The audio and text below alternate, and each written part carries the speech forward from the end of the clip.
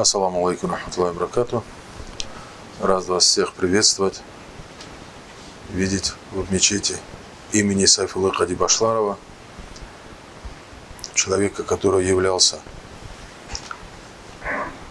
наставником трех суфийских направлений тариката, человека богослова. Я думаю, здесь в этой мечети нет необходимости мне, журналисту, говорить о Сайфулле Кади Башларове много, поскольку есть алимы, которые часто очень, и книги здесь, я знаю, читают его по вечерам перед ночным намазом. Я думаю, все знают Сайфулле Кади Башларова. Я бы хотел остановиться на нескольких его, поскольку человек был многогранной личностью, он не был только богословом, как свидетельствует те, кто описывает его жизнеописание, он помимо этого был и медиком, был лингвистом, знал более 20 языков, на которых из 15, по некоторым данным 16 языках мог свободно и говорить, и писать, и читать. Также он был депутатом Государственной Думы, являлся от горских народов, представлял горцев Государственной Думы, отстаивал их интересы. Также был муфтием не только Дагестана, но и всего Северного Кавказа. Личность многогранная, поэтому я хочу сегодня, поскольку являюсь представителем медицинского колледжа имени Башларова, заострить ваше внимание на именно медицинской части и его работ именно в этой области. Но если говорить о Сайфулле Кади Башларове, мы все знаем, что он является потомком пророка Мухаммада, саллиллаху алейхи вассалям. Отца его звали Хусейн. И первые знания о медицине он получил в семье от своей матери, которая очень хорошо знала травы, могла лечить ими, зная, от какого недуга какая трава больше помогает. Вот еще с детства он с молоком матери, можно сказать, питал вот эти знания. У его отца, у Хусейна, был брат, который был костоправом, медиком и лечил горцев, помогал им. В свое время, когда началась Кавказская война, он шел со всей своей семьей к имаму Шамилю и до конца, пока велись военные действия, находился рядом с имамом Шамилем, лечил горцев, горянок, если была необходимость, помогал нашим братьям и сестрам в трудную минуту, когда здоровье их подводило. То есть и от дяди он тоже взял очень многое в области медицины. В детском возрасте он с отцом переехал в Астрахань. Как свидетельствуют исследователи, как говорят они, как пишут в своих трудах, еще в 10-летнем возрасте он жил в Астрахани, учился там в татарском мадресе. Обратите внимание, учась в татарском мадресе, он изучил и татарский язык. Вот мы говорили, что он знал более 20 языков. Ему это давалось. Бывает, людям тяжело изучать, бывает, кто-то с упорством изучает. Но, видимо, ему от Аллаха была дана такая возможность, что он мог, ему легко давались языки. Он изучил татарский язык. И, пользуясь тем, что у его отца был друг русский, у него была аптека там, и он с его сыном постоянно пропадал в этой аптеке, ну, как дети бывают, играют там и так далее. И поскольку у него была любовь к медицине, он очень интересовался разными средствами от лечения, и уже в 10-летнем возрасте, по другим данным, 11 или 12 лет ему было, он сделал собственный сборник лекарственных средств для лечения болезней. Это в 10 лет. По некоторым данным, 12 лет ему тогда. Этот сборник долгое время хранился у его родственников, они сами мне об этом говорили. Надеюсь, до сих пор он сохранили, они его, иншаллах. Далее, после того, как отец закончил свои дела в Астрахани, вернулся через 5 лет в Дагестан, он приехал в Дагестан, учился у разных учителей, учился и в Хастеке, учился и в Сагратле, учился и в Арчибе. И где бы он ни учился, вот, учился в Арчибе, он выучил арчибский диалект. Мы знаем, у них свой диалект, немножко язык изменен. В дальнейшем я скажу, почему я заострил именно на этом тоже внимание, на изучении его языков. Где бы он ни находился, он знал практически все дагестанские языки, на многих из них мог и писать, и читать. Впоследствии, издавая книги по медицине, скажем, он писал название трав или лекарственных средств, как ее назвали в той местности, где она растет. К примеру, скажем, вот он был в Карачаево, мы знаем, Карачаево-Черкесии был он долгое время. Некоторым лекарственным средствам и травам там другое название есть. Есть лекарственные средства и травы, которые растут на одной местности и приносят больше пользы. Вот, чтобы было понятно, скажем, черный тмин, который мы с вами знаем, в Дагестане у него не так много лекарственных средств, не такой сильный он, да, как в Аравии. Он больше используется в Дагестане как пряность, поскольку имеет более пряный, приятный вкус. А тот, что произрастает в Аравии, он действительно очень много лекарственных ингредиентов имеет, он помогает при лечении многих болезней, поэтому ценится больше. И вот бывают такие травы, которые растут в одной местности. Скажем, вот у нас в Дагестане, в Алмаке есть заповедник, даже там оленей разводят. Вот есть травы, которые растут только там. И название этих трав знают только аварцы, живущие в Алмаке. И он в своих справочниках везде писал, скажем, на алмакском диалекте, скажем, или на арчипском диалекте, чтобы было понятно. Вот ты приезжаешь в Арчип, говоришь, мне вот такая трава нужна, все знают. Вот, к примеру, у нас, мы все знаем, да, финики по-русски. У меня в селе и в Лаксам, во всем районе говорят чесек. Если взять Рудульский район, там говорят чамарсак. Чуть-чуть изменено, да. Если, к примеру, русскому прийти и сказать, дай мне чамарсак, он не поймет, потому что не знает языка.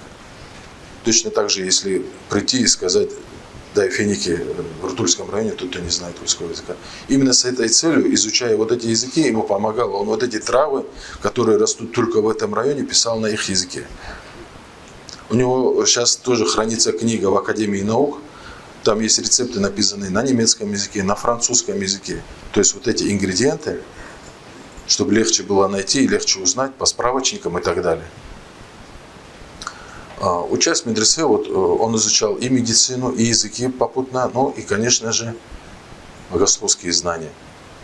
И все отмечали, где бы он ни учился, все учителя, его способность к знаниям, быстрое усвоение.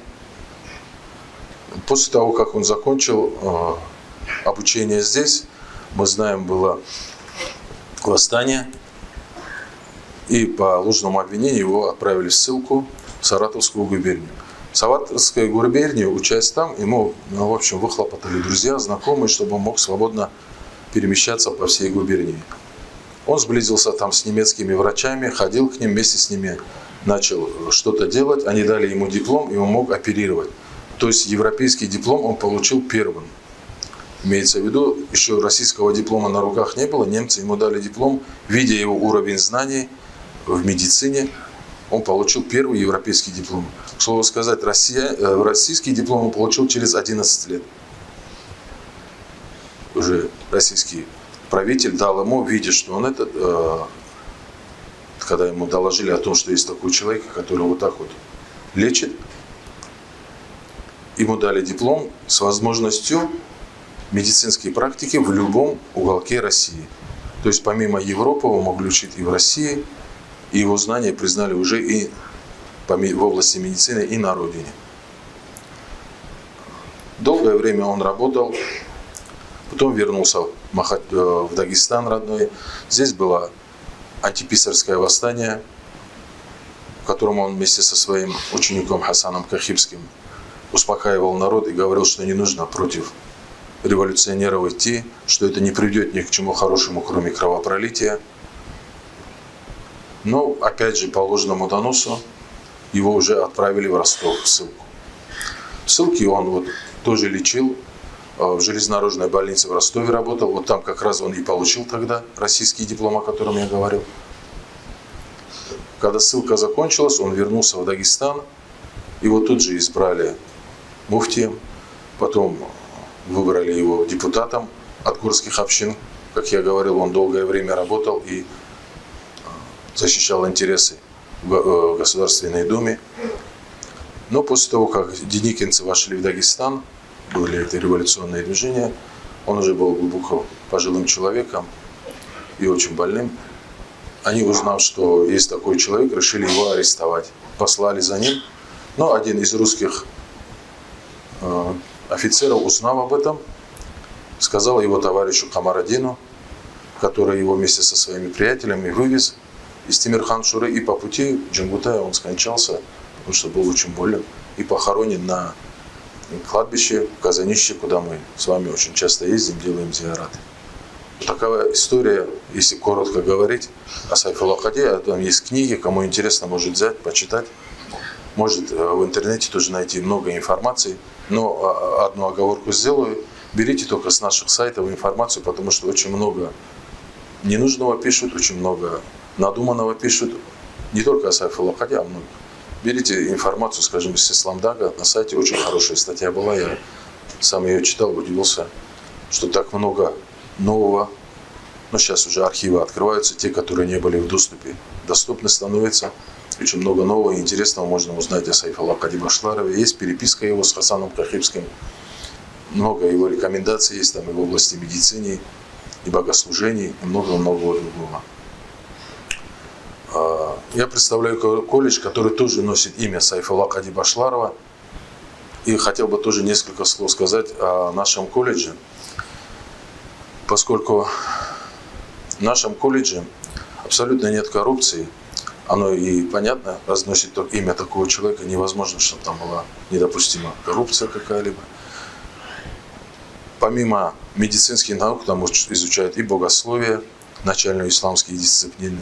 Да, там и алимами не становятся, закончив колледж, но медицинские работники, которые знают, что такое иман, что такое ихсан, что знают халал, харам, по крайней мере, работая в больницах, они не навредят людям, которые к ним пришли, помогут. И если чего-то не знают, скажут не знают, поскольку мы знаем в исламе, если ты чего-то не знаешь, нет стеснения сказать не знаю или научиться чему-либо. То есть они в любом случае обманывать не станут.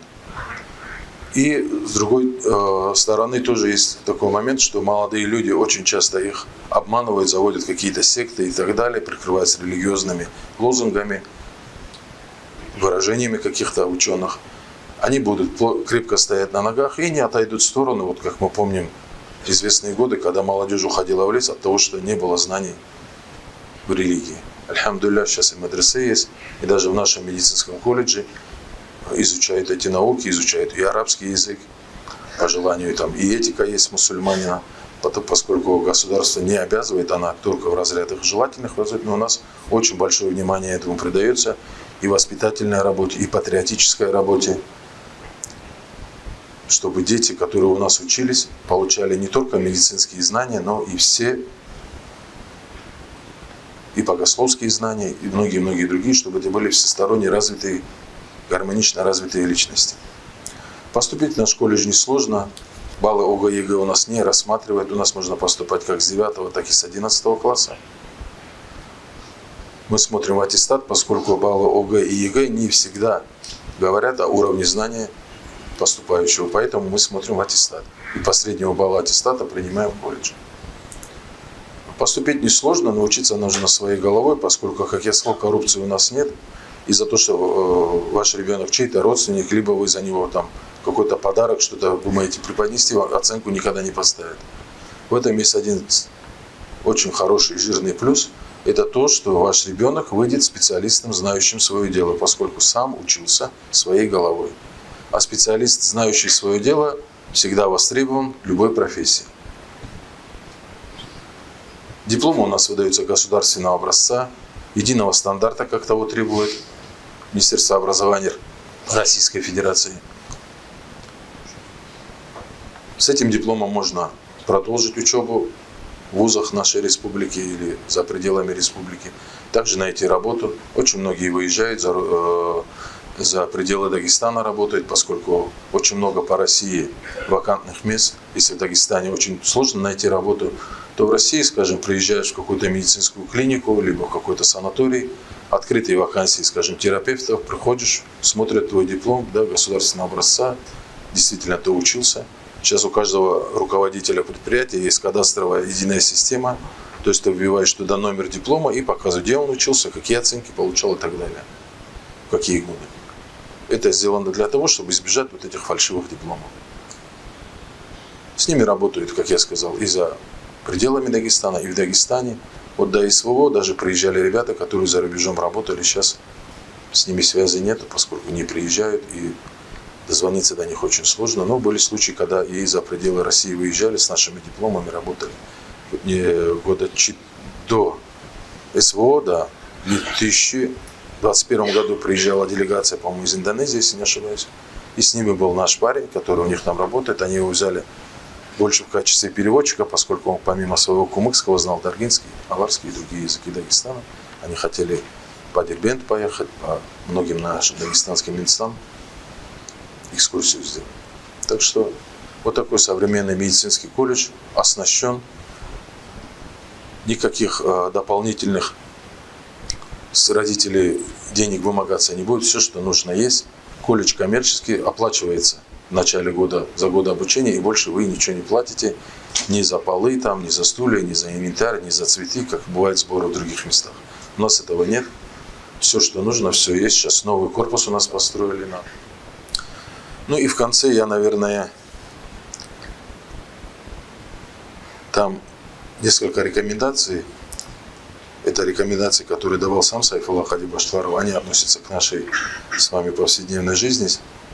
И выдержать их неплохо, следовать им неплохо, нетрудно. Первое – это больше двигаться. Мы же знаем, да, когда мы стоим, хочется сесть. Когда сели, хочется прилечь, а прилегли, уже спим. И все проблемы от застоя, потому что кровь не ходит по... Поэтому больше двигаться всем рекомендовал Сайфулла Хади Баштваров. Это несложно сделать, даже если у вас сидячая работа, вечером выйти 1 час походить. Скажем, парков сейчас много, он берег моря есть, где очень полезно дышать морским воздухом. И еще одна рекомендация – это умеренность в еде и питье. Вот сейчас очень много есть рекомендаций там, для похудения, пей больше воды, говорят. Сайфулла Хади этого не рекомендовал. Он говорил, пейте только когда хочется пить, и ешьте, когда вы испытываете голод. Я думаю, это несложно сделать, если чуть-чуть не лениться и чуть меньше обжорством заниматься. Да. Но мы же знаем, все беды от излишества. Так что я желаю и себе, и вам следовать этим рекомендациям, побольше узнавать о наших дагестанцах, ученых, просветителях, всех тех, кто прославили наш Дагестан. И пусть Аллах облегчит нам все наши начинания и поможет во всех делах. Аркала.